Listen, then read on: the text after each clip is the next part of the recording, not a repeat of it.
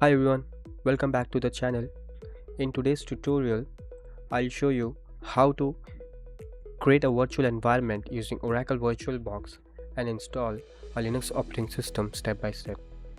If you ever wanted to learn Linux without modifying your current Windows computer, VirtualBox is one of the safest and easiest way to do it.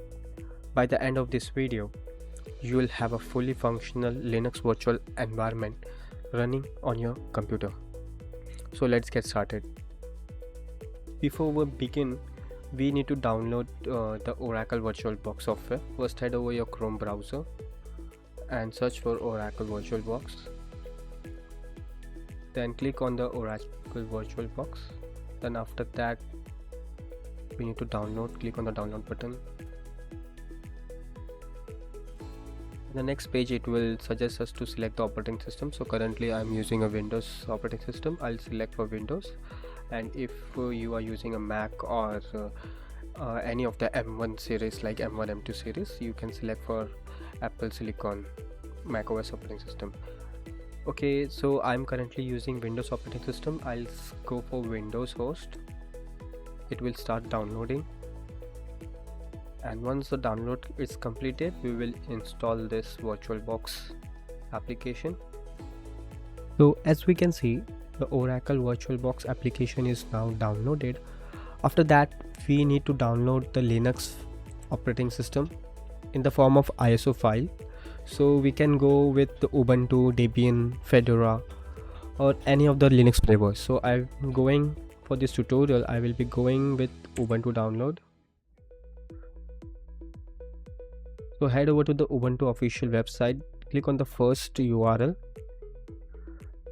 So currently I will be downloading this version, like the 26.04 long-term support version. Just click on this download icon and the download will start automatically. So let's wait. So the download is now started. So let's wait for some time it's to get completed. Once it is downloaded, we will head over to the next steps. So we have downloaded successfully both the files. One is the application, Oracle virtual application, and another is the Ubuntu Linux in the form of ISO file. So let's start with the installation process.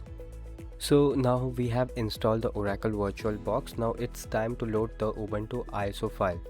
So I'll just click on new over here, and then we need to a dialog box will appear for new virtual machine configuration.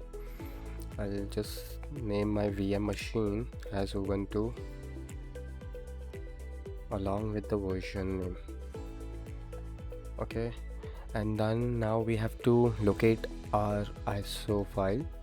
So this is my ISO file which we have downloaded earlier, and then click on open. After that, we need to set the password for the virtual machine. I'm keeping it as root.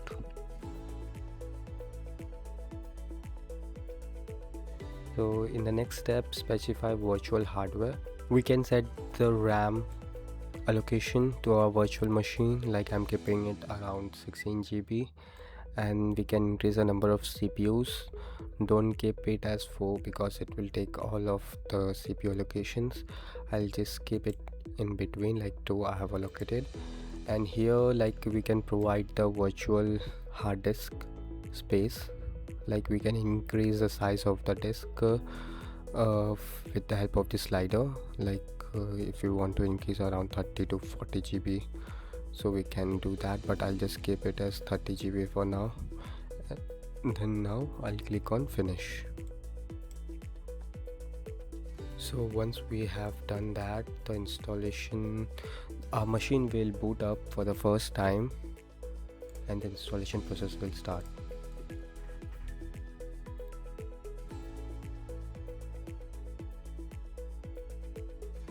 So it will load all of the boot files during our initial setup of the virtual machine of our Linux environment.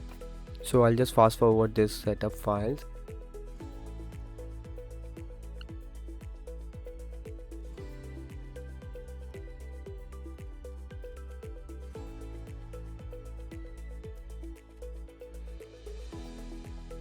Oh, as we can see, it is now, so the installation process of Ubuntu is now completed. This is the login page, like the username. Now we need to provide the password which we have set during the installation as root. Just click on enter.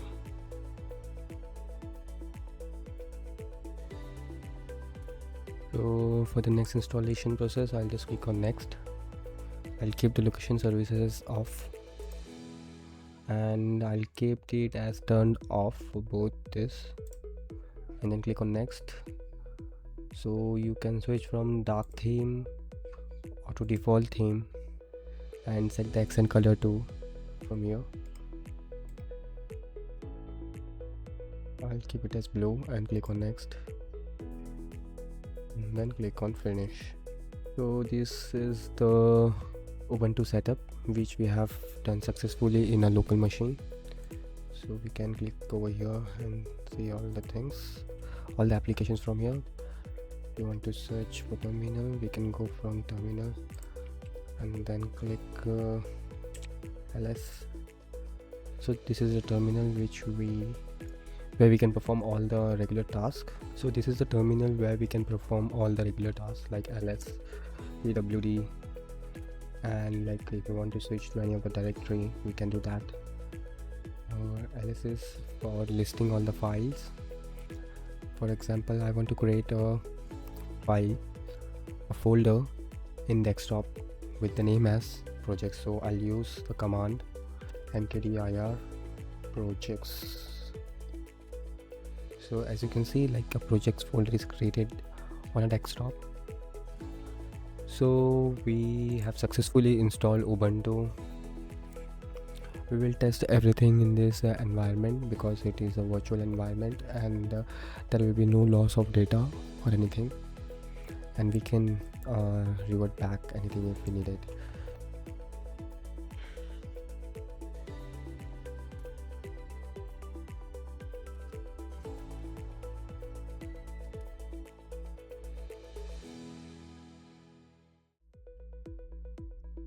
So in this section, I'll show you how to make your Ubuntu virtual machine run in full screen mode.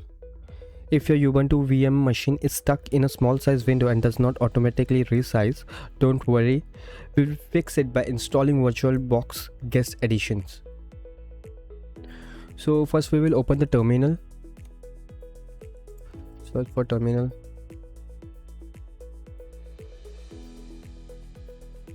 And on top, if you can see, there is an option to select input. Then we have in devices, we need to go and add insert guest edition CD image.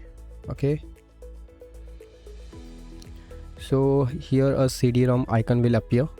So before running the VirtualBox guest edition, first we will open the terminal and perform the update. Sudo apt update and sudo apt upgrade.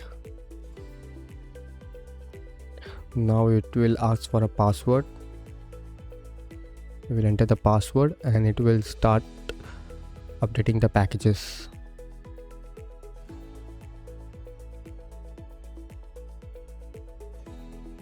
Now it will ask you to continue, so we will type as yes.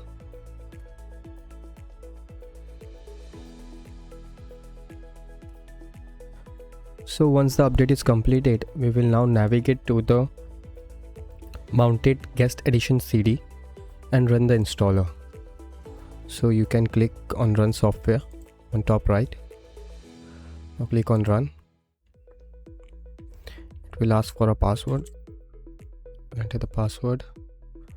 Okay, bzip2 not found. Okay, so now we will install the bzip2. Sudo apt install bzip2. So once it is installed, we will just close and run the installer again.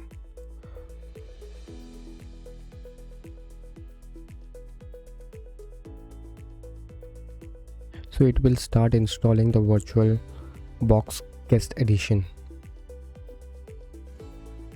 So once it is installed, we will restart our Ubuntu virtual machine and let's check we are able to get the full screen mode or not. So I'll just reboot. I'll just do a complete power off and restart it again.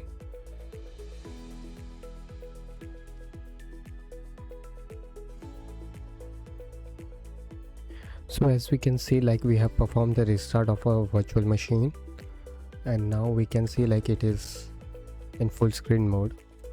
So you can use host key, that is right control and F, to switch it to the full screen. So now you can perform your task in full screen mode, like you can open terminal and run your commands, everything.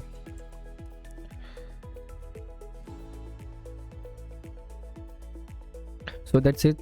Your Ubuntu virtual machine is now running in full screen mode. To switch it back to normal, like to get all the buttons and everything, we will click on host, that is right control and F. So this is how you can switch from normal to the full screen mode. So that's it. Your Ubuntu virtual machine is now running in full screen mode. So I would like to suggest to make a clone of your original Ubuntu which we have done the installation. So by chance if we do any mistake or we want to revert back to the original state of Ubuntu, then we can do it, because we have our original copy or named as clone. So to do a clone, just click on clone and provide the name whichever you like. I'll just keep it as it is, and then the Ubuntu clone will get ready for us. So we will performing all the operations and tasks in this Ubuntu clone machine, and like by chance if we do any mistakes or we want to get back to the original state, then we can do another clone of this original Ubuntu installation process which we have done earlier. So it will save our time, and we will not repeat the process again and again to do the installation from scratch. I hope you got this tip helpful. So see you in the next video.